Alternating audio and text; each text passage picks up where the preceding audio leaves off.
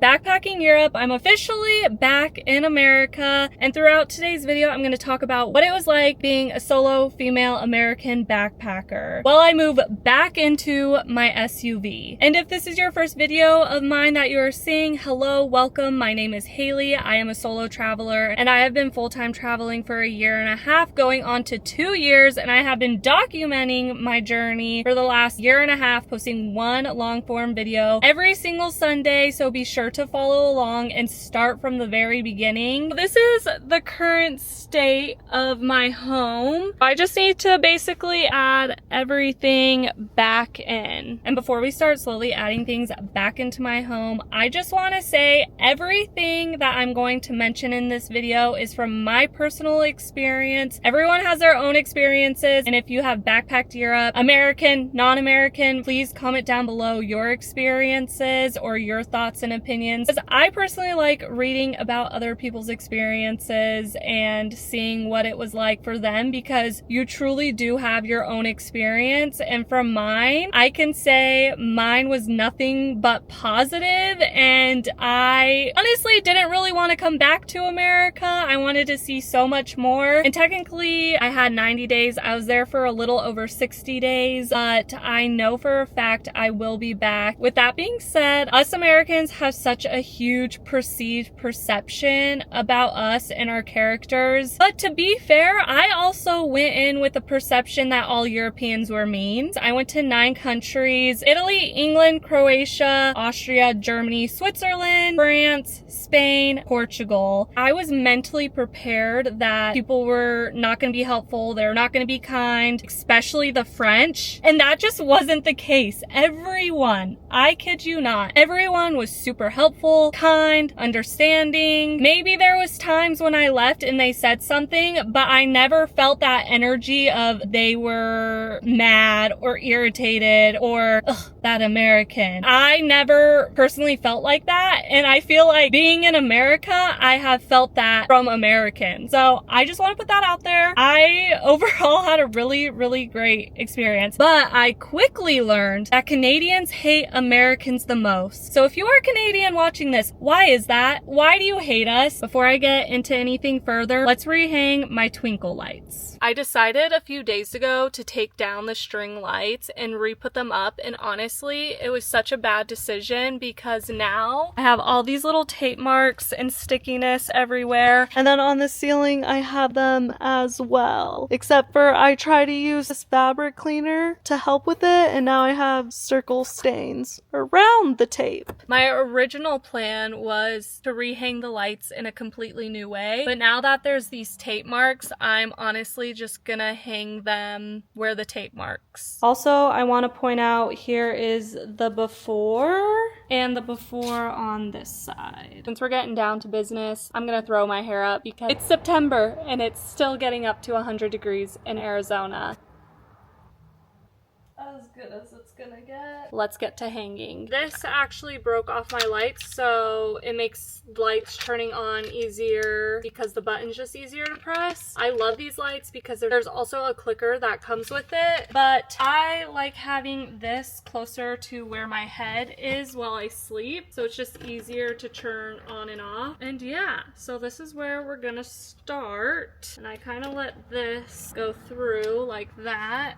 I'm gonna try my best to relay where the tape already is kind of sticking. I already need to climb in. Now, back to the whole Canadian thing. You're probably wondering, well, how did you come about that? If you've been following along and you've watched my Europe series, you know for the first 2 weeks I was with my friend Sophia, and we actually stayed in hotels. So my first hostel experience wasn't towards the end of the second week that I was in Europe. First hostel I stayed there for 2 nights. The second night, since I was leaving super early the next day, I wanted to go to bed early, but with hostels, people are constantly coming and going, and so that night, people were showing up, and there was an Australian and then a Canadian. The Canadian was in the bathroom. I was talking to the Australian, so she knew I was American. By the time the Canadian came out, I already had my curtain shut because, again, I wanted to go to bed early. The Australian and Canadian started talking, and this Canadian is talking mad crap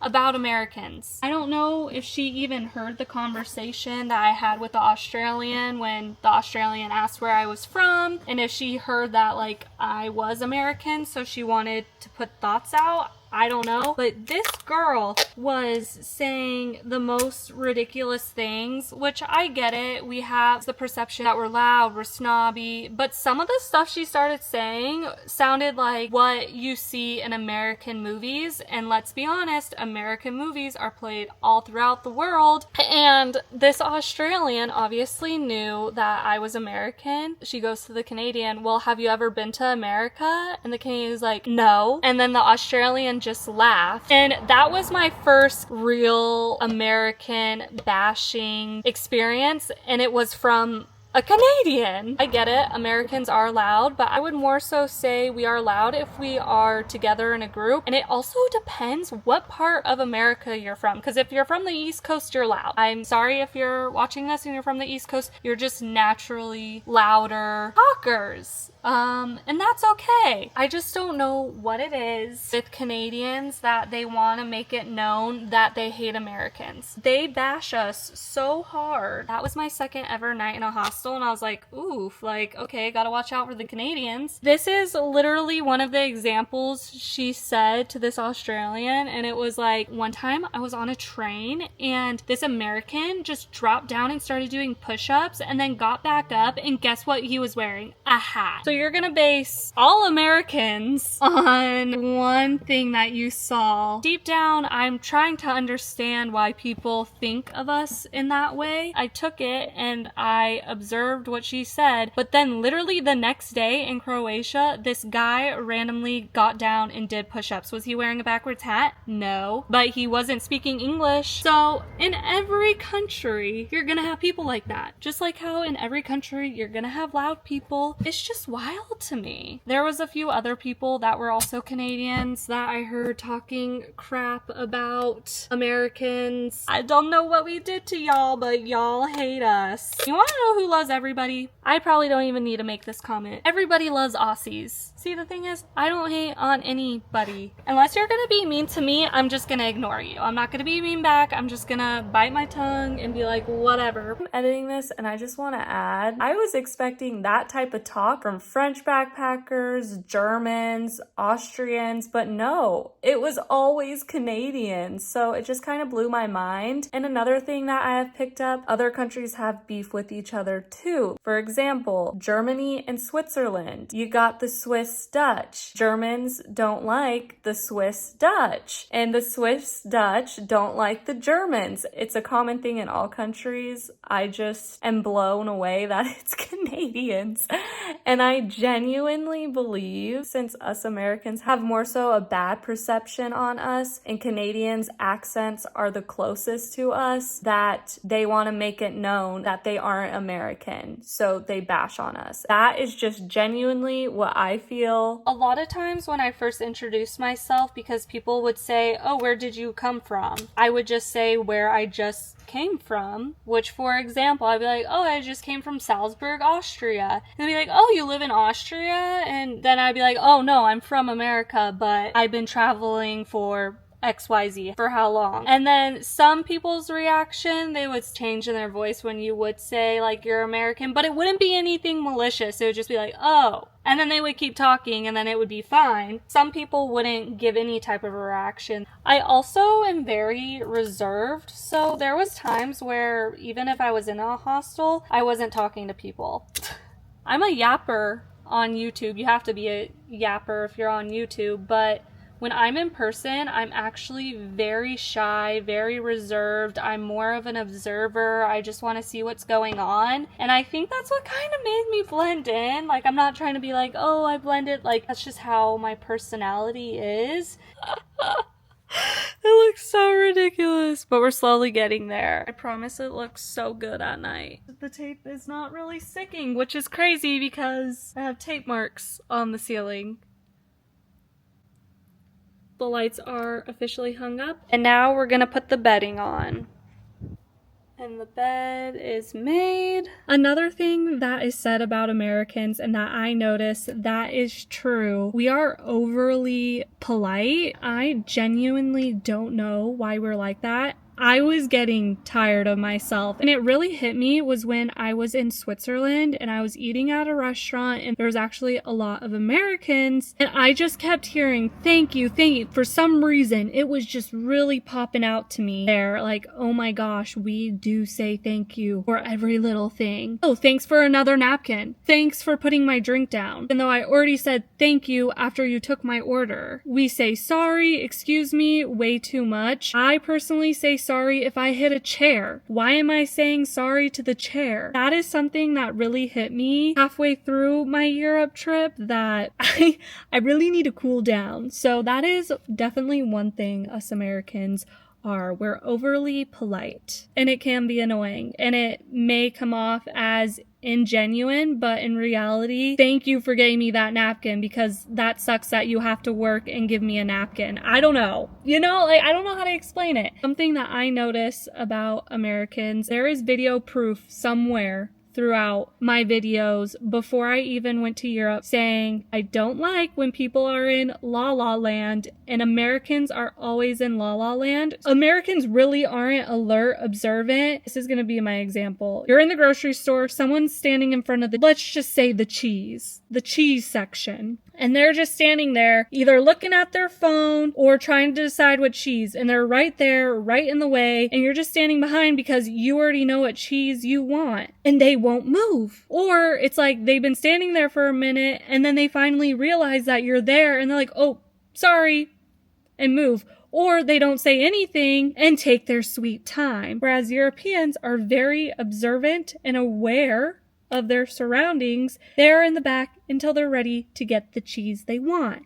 You know what I'm saying? Or if they are standing there and they see you, they'll say sorry, or they just get out of the way. That is a big thing that I'm gonna miss, that people are actually aware of their surroundings and observant. The next thing we're gonna do to get my SUV ready is get the bins for my front seat, which has food, cleaning supplies, extra essential things, bug spray, sunscreen, hand warmers, back warmers, extra mini towels, things like that go in my front seat. And I'm going to try the cooler again. I'm gonna give it another shot. If you know, I just don't like having to get ice all the time, and now I'm thinking I might try to do dry ice and see if that goes any better, but it kind of freaks me out to do dry ice. Let's go get those bins, and I do need to clean out this cooler. I'm not sure if I need to clean this out. I'm gonna wipe it down, so I'm gonna bring this inside. I think I'm just gonna spray some Windex in the inside and wipe it and then just call it good.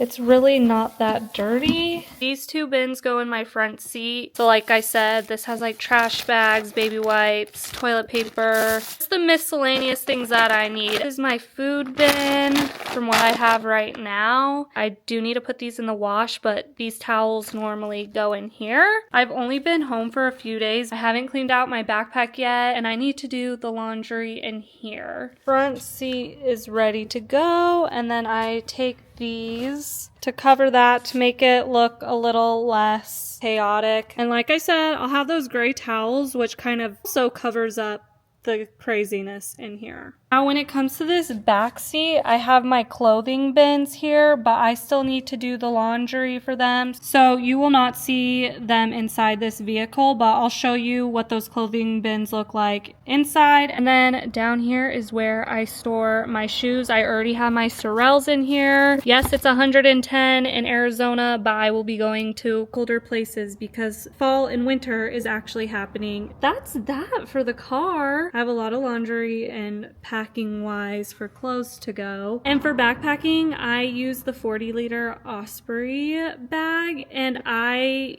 didn't even wear a few of the clothes that I did pack in there. So I overpacked for backpacking, and I'm doing the same thing living out of my vehicle yet again. I always overpack this thing because I say, why not? If there's room, why not? I might need it. You think after backpacking I would learn I don't actually need it, but what if I do? You just never know. Now, don't get me wrong, there was other American backpackers, but it is very rare. And like I said, I was switching switching places every 2 to 3 days. So I was moving around a lot. There was times where I would go a full week, sometimes even 2 weeks before I would see another American in a hostel. What I read before diving in as a solo female backpacker, a lot of people think that Americans really need to have money in order to travel that way. But in reality, I don't got money. Like, you can travel so cheap, just how Europeans are. I mean, they're already over there, so they don't have to deal with how expensive the initial flight is. But once you're over there, we're doing exactly what you're doing. And for me, my flights really weren't that expensive since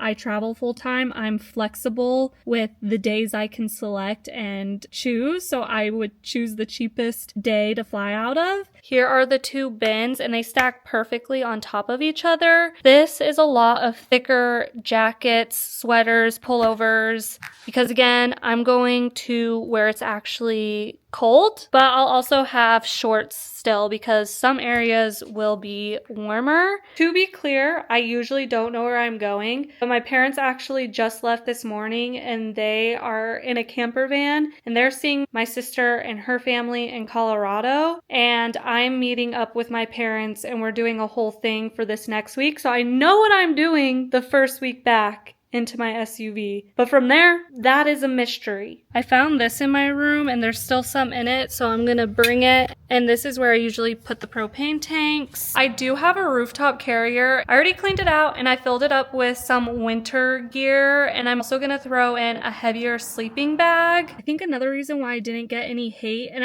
I feel like I've mostly talked about hostels, and I feel like I haven't touched base on restaurants, cafes, supermarkets, tourist attractions, transportation.